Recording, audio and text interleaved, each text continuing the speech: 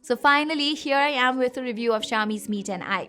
I've been using this phone with my secondary SIM for almost a month now. Actually, I switched to this phone right after I published my long-term review of the Galaxy M51. So here I will be comparing some of the aspects of the Mi 10i with the Galaxy M51 since both of these phones retail for a similar price. Interestingly, Xiaomi India says that the I in the Mi 10i means made for India. Made in India and customized by the Indian product team. But as we all know, it's an exact replica of the Redmi Note 9 Pro 5G that was launched a month earlier in China. So what can we say?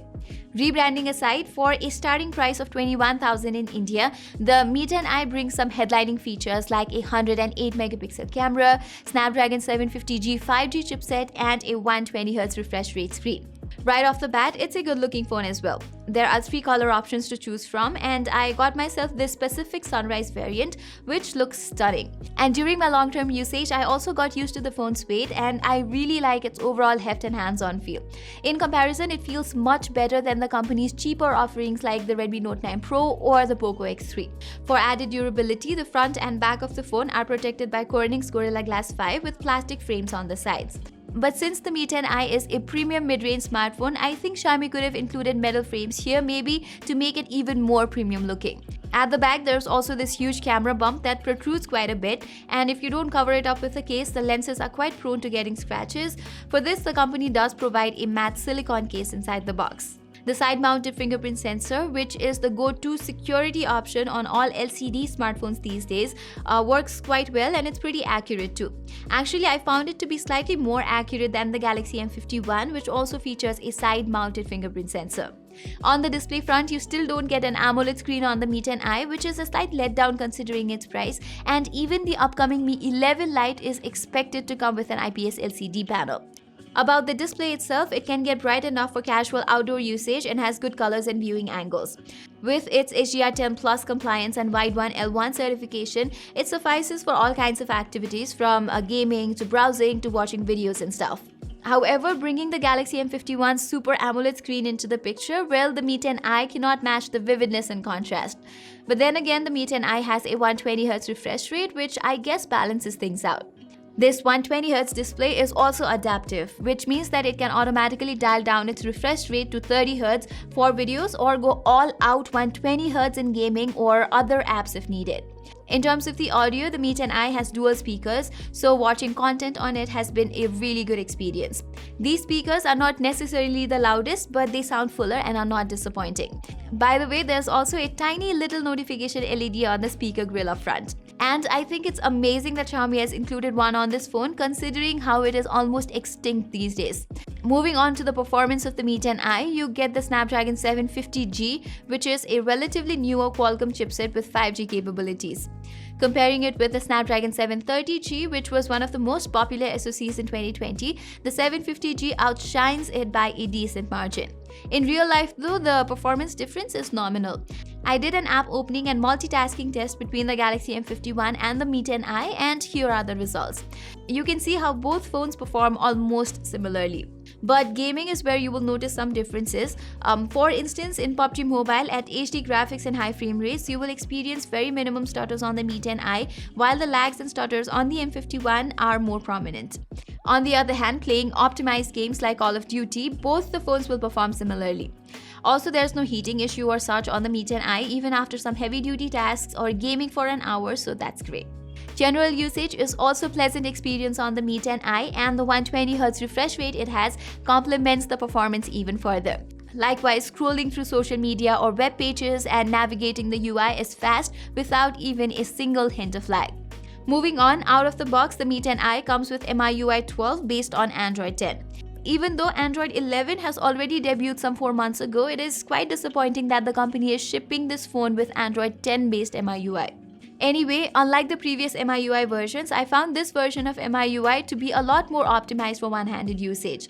As you can see, the notification menu pulls down right to the bottom, and most of the things in the settings menu are also placed well within your finger's reach. Xiaomi also provides you with the option to change the layout of the notification shade if you feel like it, because this one is a lot more Apple-ish and some of you might have a problem with that.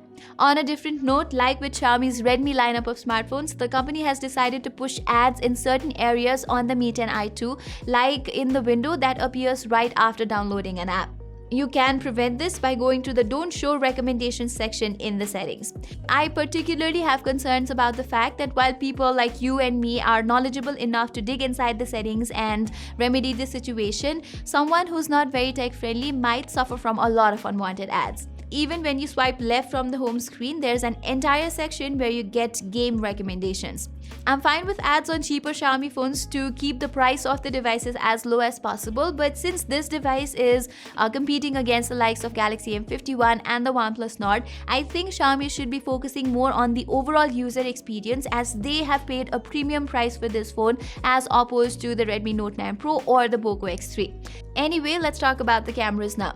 At the back, there are 4 lenses in total: a primary 108 megapixel Samsung ISOCELL HM2 sensor, an 8 megapixel ultra wide angle lens, a 2 megapixel depth and a 2 megapixel macro camera, along with a 20 megapixel shooter for selfies.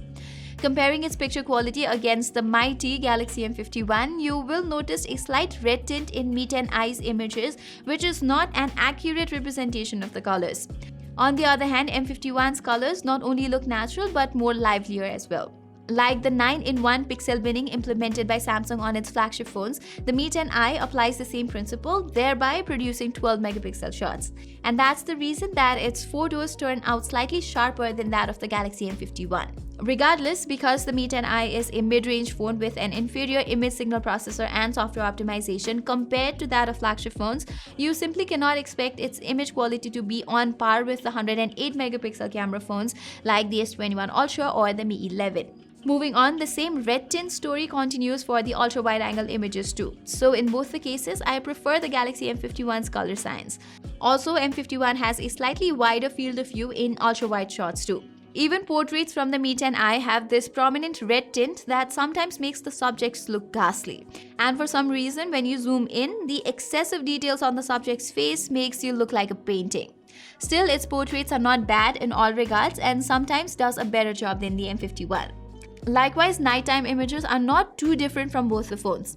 They look very similar in details and exposure, and even the night mode pictures look almost alike, with Xiaomi having slightly more saturation but nothing too distinguishing. In terms of selfies, I found it very difficult to choose a definitive winner between the two phones. Both the phones project a slight red tone on the face while being fairly detailed with good colors, so I'd say both the phones pass the test here. However, the Galaxy M51 does have an edge in the video department, since even its 4K 30fps videos come out stabilized, unlike the Mi 10i's recording, which looks rather shaky. Then again, the Mi 10i lets you shoot at 1080p 60fps, whereas the M51 is void of that option. Up front, the Mi 10i lets you shoot 1080p videos from the selfie camera, while the M51 can go straight up to 4K 30fps. So if you're into vlogging or such, the Galaxy M51 will fare better, but for general purposes, both the phones offer decent video capabilities. Finally, on the battery side of things, the 4800 mAh cell on the Mi 10i can squeeze out exactly a day's endurance and no more. And this is where the Galaxy M51 earns a big leap, as its 7000 mAh battery easily lasted me for 2 days. Xiaomi has included its proprietary 33-watt power adapter inside the box, just like how we saw on the Poco X3 and the Redmi Note 9 Pro Max. This 33-watt charger is quite fast and takes just about an hour to get the 4800 mAh cell from 0 to 100%. Overall, like with almost all Xiaomi phones, the Mi 10i is also a very good offering, no doubts. It does fall short of some aspects when compared to its competition like the Galaxy M51, but on the brighter side, it excels in other aspects like a better design, a higher refresh rate display, and a slightly better performing chipset. I only wish that the company optimizes its flagship-grade 108 megapixel camera sensor with future updates, because even though the camera specs look superior on paper, it is not at all better than the 64 megapixel sensor on the Galaxy M51.